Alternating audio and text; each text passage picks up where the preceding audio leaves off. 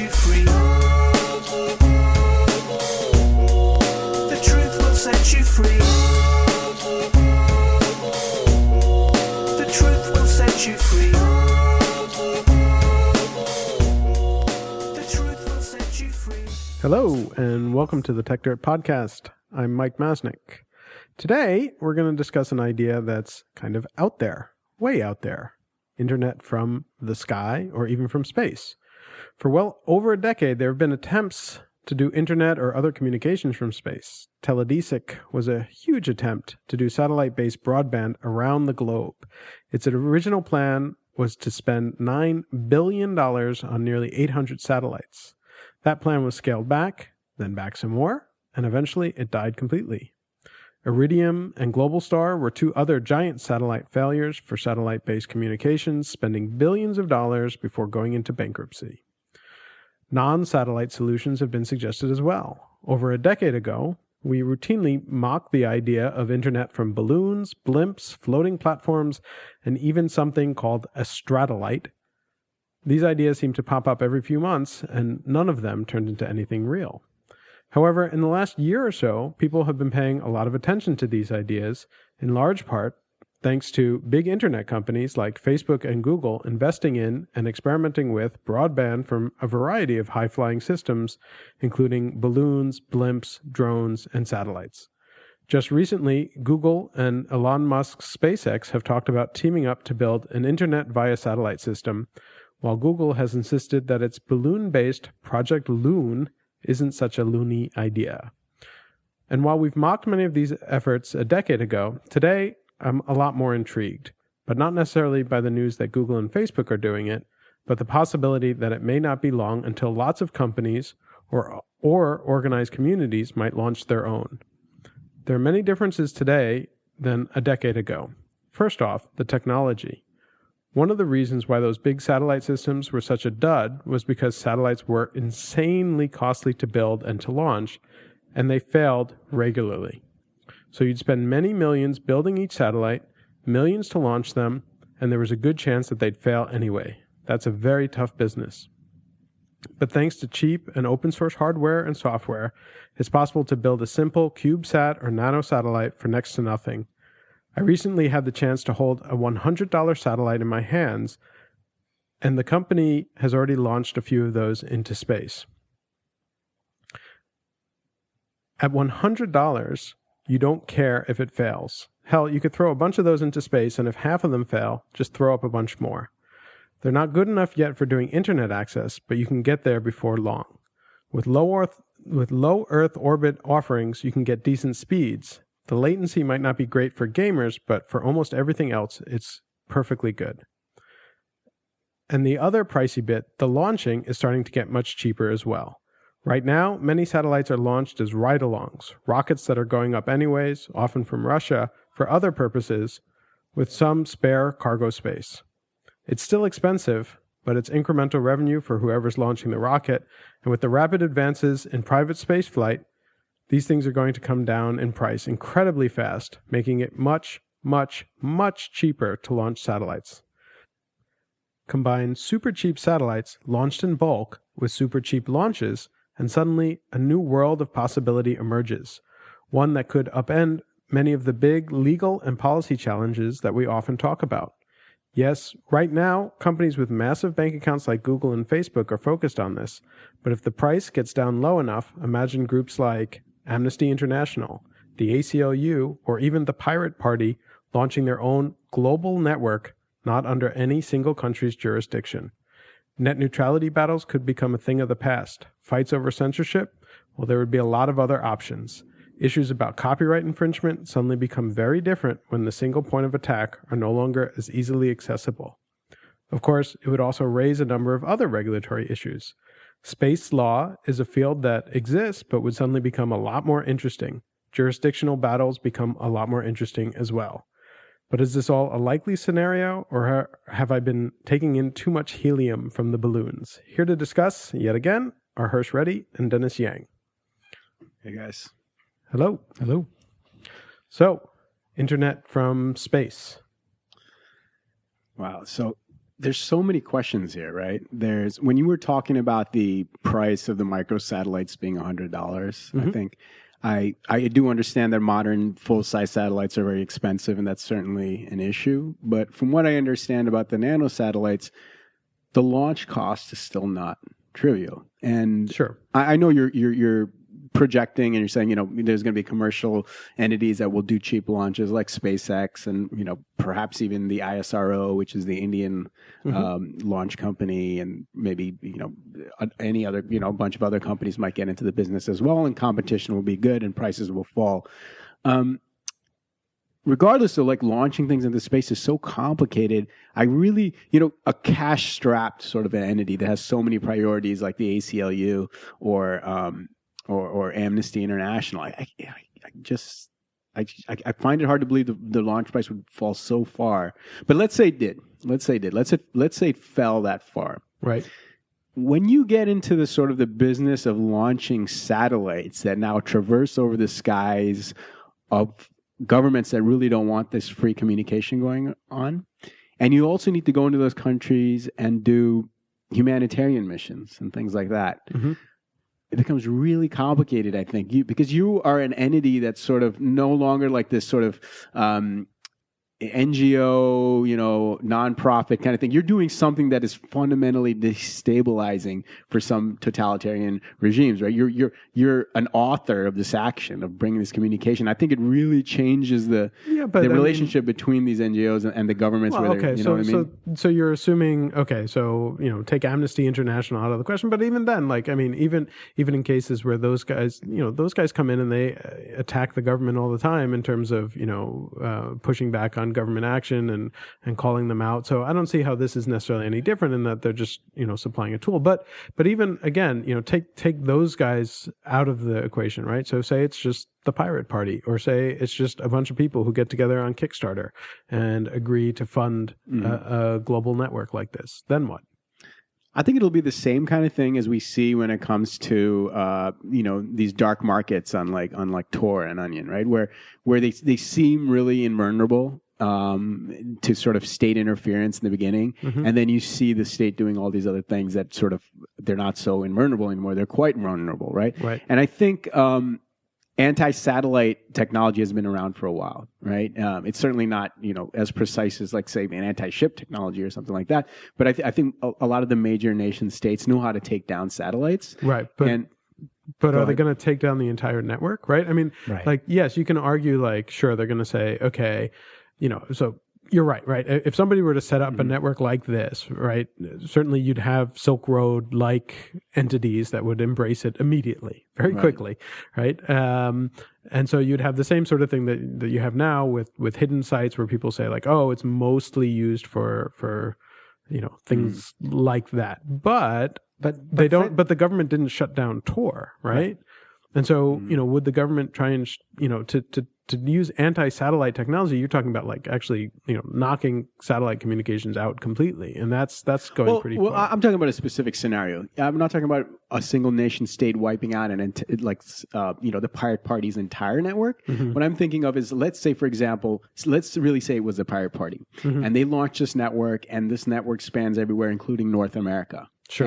And kids are using this network that has, the telecoms have absolutely no ability to do any kind of censorship on this network.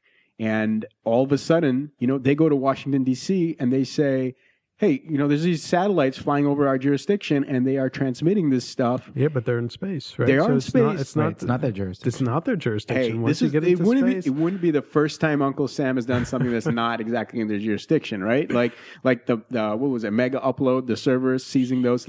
Those aren't in the U.S. jurisdiction either, but they have ways of doing it. The servers were. Well, I mean, they seized a bunch of servers in the U.S. and then in New Zealand where they had a partnership. So the argument that you're making there, which is, I think, potentially valid, which is right now space is something of a free-for-all, right? So if this happens, then suddenly do nation states begin to divide up space and say, my jurisdiction... It doesn't even require sovereignty, right? You don't have to be a sovereign controller of the space. It can be something like, for example, piracy in the open seas. All the countries get together, all the nation states get together and say, we don't want pirates. And then they just enable any nation state to take action almost unilaterally. But what, right? But what action are you taking in these cases, right? Are you going to be pulling down all of these satellites?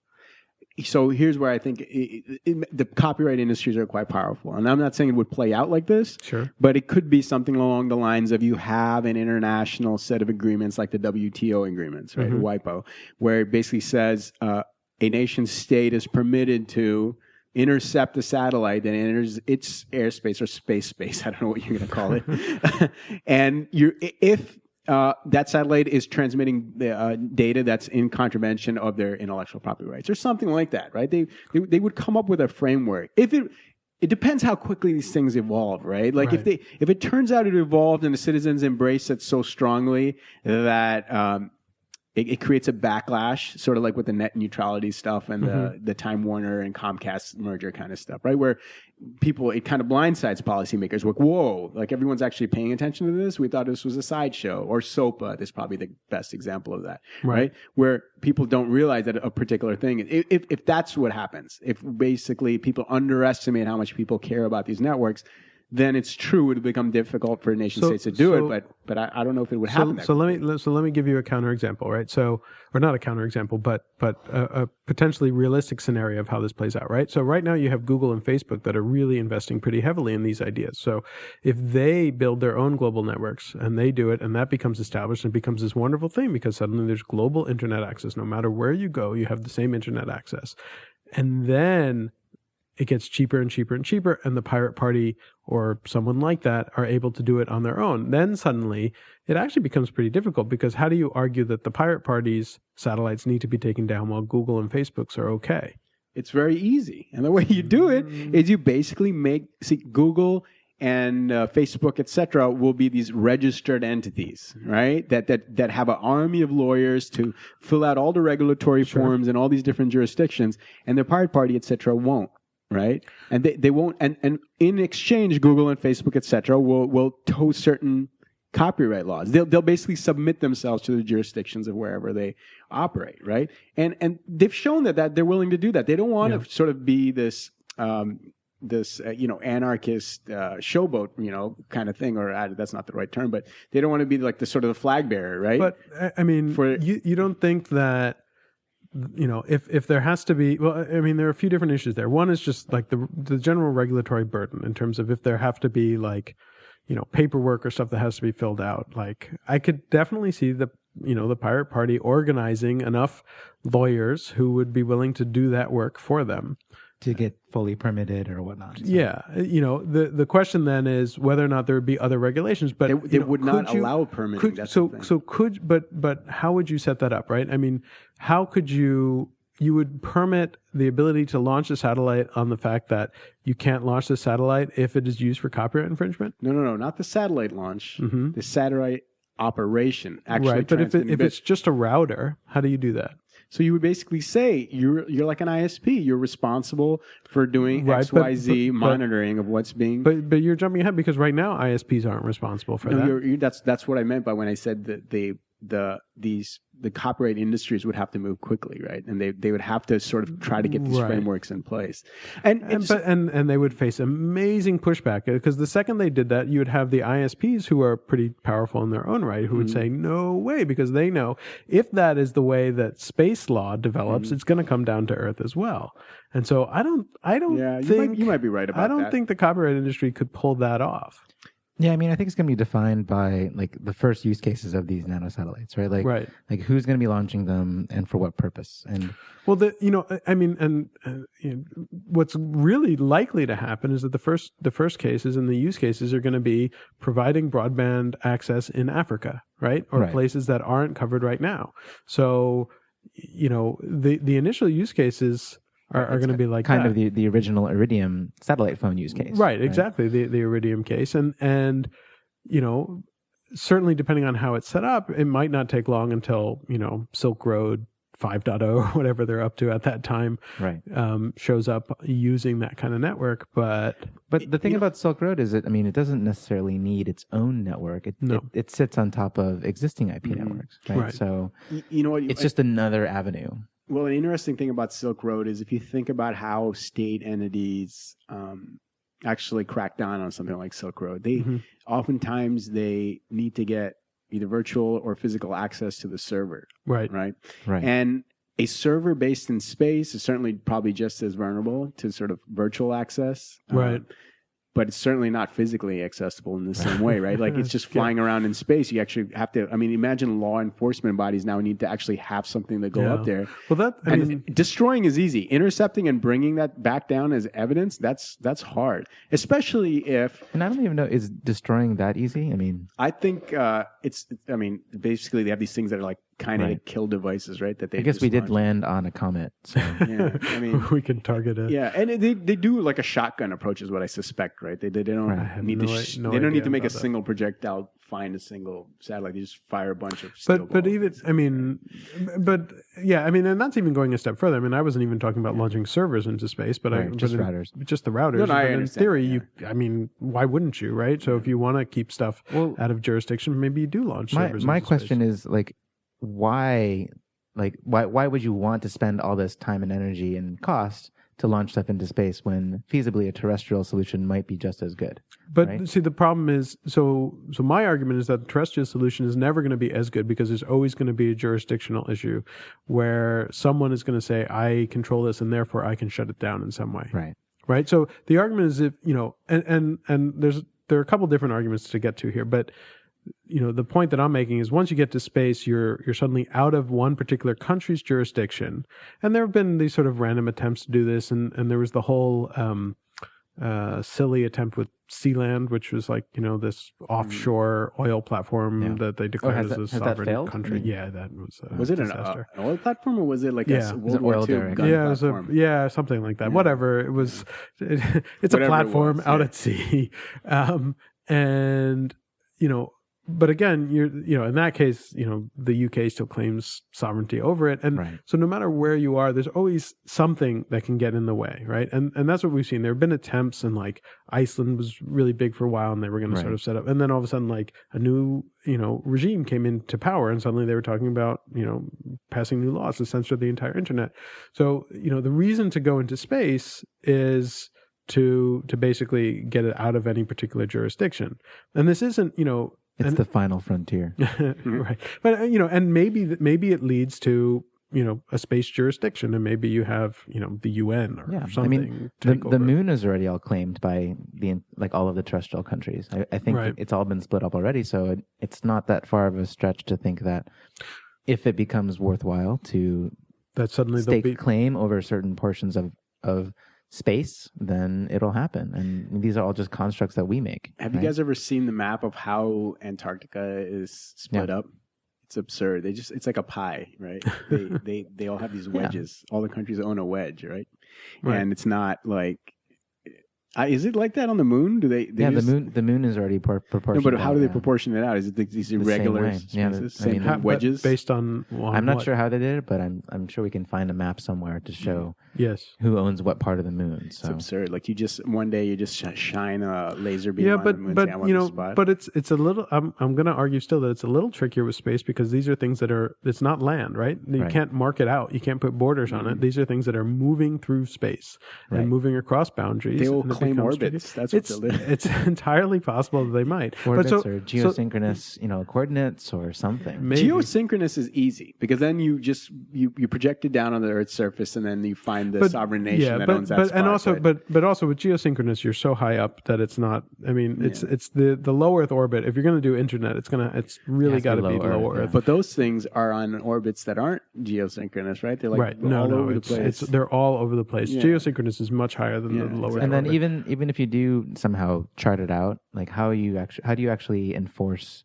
this jurisdiction? Right. And again, I mean, if you begin to think about it, if it really gets to the point that it's super cheap, and I'm making huge extrapolations and assumptions here, but if it's that cheap, even if governments can do it, then suddenly you get pirate satellites, right? People will be launching satellites into space, and if you can keep doing it, it's the same thing where when the satellites are $100 each or less, right? Who cares, right? You throw up 1,000 of them every month. I was just thinking, based on what you just said, where the easiest place is, the easiest thumbscrew to turn to introduce legislation and regulations. Rocket launches? It's launches. The launches, Yeah. exactly. You just say you can't send something into space. Yeah. All these entities that do the launches, at least for now, need some government cooperation. You find some country somewhere that sees a huge industry opportunity to be the country that That would be launches India stuff probably into at this space. point. But that's basically what, if you look at the drone industry, right, Yep. that's essentially what the U.S. has done for drones. They said all commercial use of drones is illegal, right? Right.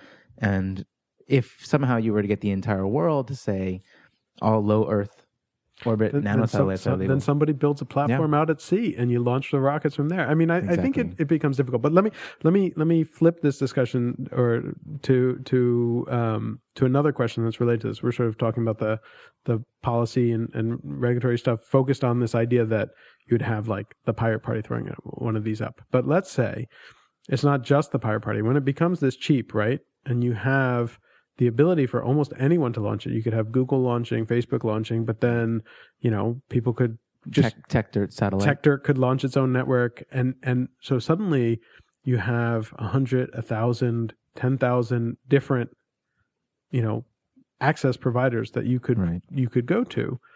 How does that change the world, right? Well, here's the thing. I don't know enough about this to say this definitively, but from what I understand, I mean, the quality of service going to a node that's in space is nothing like a terrestrial one, right? If it's low Earth orbit, you can do pretty good, right? You're always going to have a slight latency issue. So, like, really fast-paced gaming stuff or stuff that you need, really. But you could stream high def video, for example. Yeah. But I mean, I think that's interesting, right? Just to think ever-present connectivity globally Right. is very interesting. Right. Even if it's low bandwidth, you mean? If It's not even low bandwidth. No, it can be just- high bandwidth. Like, So the coming latency down in is the- fast, but what about transmitting back to you the can, satellite? You can get you can get it multi-directional at good speeds. The technology has to get better, but it is getting there. And it always you gets can- better. And you can do that. And again, you're talking Right. about a single account. You would never have to.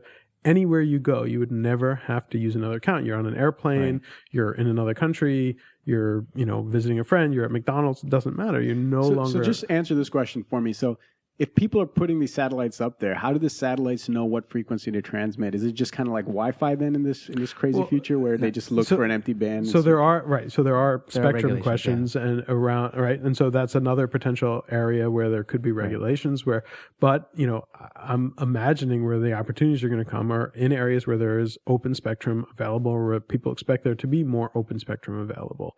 And so, these things haven't been decided and they're not set yet, but they're not, Right. they're just decisions that need to be made. They're not, And who is the technical appropriate kind of impossibilities. governing body to establish these spectrum considerations? I mean, this is definitely like a tragedy of the commons potential issue, right? Probably be like Well, IEEE is what I do. I mean, it depends, right? And so, if you're worried that you'll run into interference or Yeah. issues, then that's something to deal with.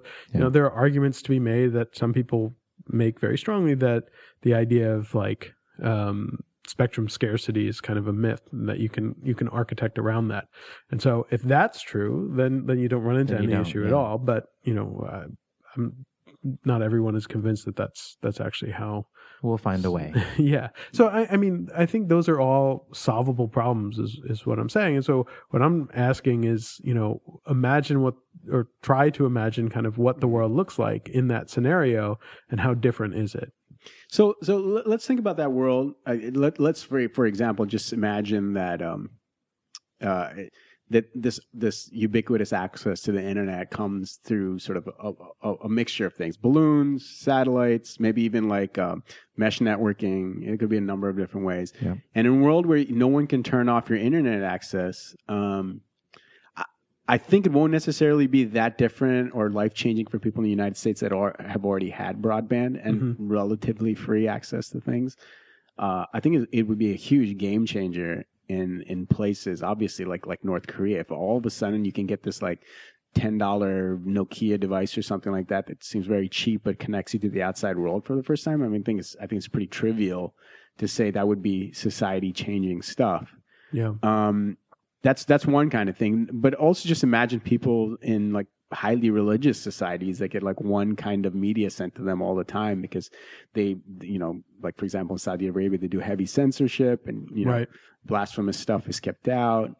All of a sudden, I mean, that has huge potential in two directions. I mean, people can just strongly reject that stuff and turn things off and go Amish on the internet, or they can embrace it. I think it's just way too complicated to predict almost, right? Like it's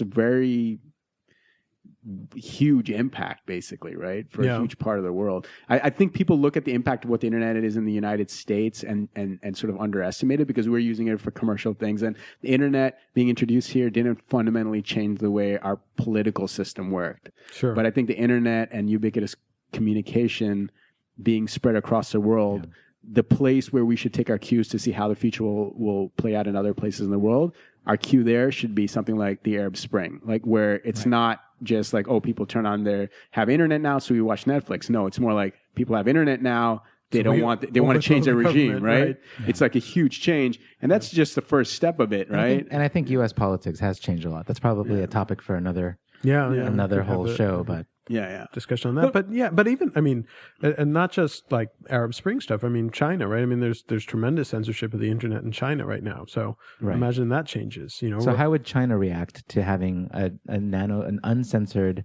satellite-driven network flying above their country? I would bet that they would start blocking spectrum. Yeah, absolutely. And actually, in the jurisdiction I was thinking about when I was saying knocking out satellites was specifically China. They have the technology to do it. And then there's no governing body. Like if China knocks out my satellite, who do I complain to? Nobody. Well, you don't. Right. But then the question is, people keep throwing up satellites on other spectrum. We just keep throwing them up. It's fine. When it's that cheap. Yeah, but here's the thing. If you're China and you're now the biggest economy in the world, this is going to play out 20, 30 years from now, right? Sure. Or maybe 10, 15. But regardless, China is huge. They're either number one or number two in the world. If China starts telling the United States, hey, I don't want you to let SpaceX keep lobbing these nano satellites over our jurisdiction, and you better do something about that. We see that as hostile, and we don't care about the entity specifically that's doing it. Might not be the U.S. military, but you better pass some laws to make sure that doesn't happen. It would be like basically, imagine we had... how would we feel about it if, and this is not analogous in every way, but I'm just saying, for the argument's sake, imagine there was Chinese trawlers that took garbage and just threw them in the middle of the Pacific Ocean, right? And American citizens were like, this is BS. And then the Chinese trawlers were like, there's no Chinese law that stops us from doing it. The United States would very quickly say, we want some legislation in China that basically stops these trawlers from doing that. And we'd probably use, trade pressure and different ways of doing that. Well, they're going to have a lot of leverage to do similar things, Yeah, but again, you're thinking about it in terms of like, geopolitics today, in terms of like, U.S. versus China. Right. I still wonder when this gets cheap enough and these things get cheaper, that becomes a lot more difficult because there's always going to be some country somewhere or some organization that figures out a way to get around those things. Right. And, you like, I'm going to design a nanosatellite that self-replicates, which then basically gets rid of the launch problem. Sci-fi. Right. Where's going to get material to do that? Or again, you figure out how to launch a satellite from a platform in the sea and you can continue to move that around or a submarine. Or something, right? Yeah. And so these things, you might be right, and it wouldn't surprise me if China tries all those things, but then I'm also curious. There still needs to be a business case to pay for this, right? I mean, if it's not a business, then the funding needs to come from somewhere. Well, let me ask you a question about the business case. So actually, go ahead. Who funds these Tor servers? Like nobody, isn't it? Just volunteers that do the gateways. It's mostly volunteers. And certainly it's like many open source projects, right?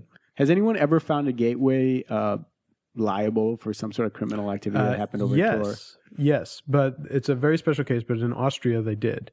And we don't have time to go into all the details of that, but maybe it happens, is what you're saying. But that's the only case where that's happened. It hasn't happened in the U.S., and people have said in the U.S. it's unlikely to happen. There have been people who've been raided for running a Tor exit node, but here's just a scenario. A whole bunch of people, well-meaning citizens, get together and launch a nanosatellite that's open and free from censorship and government interference.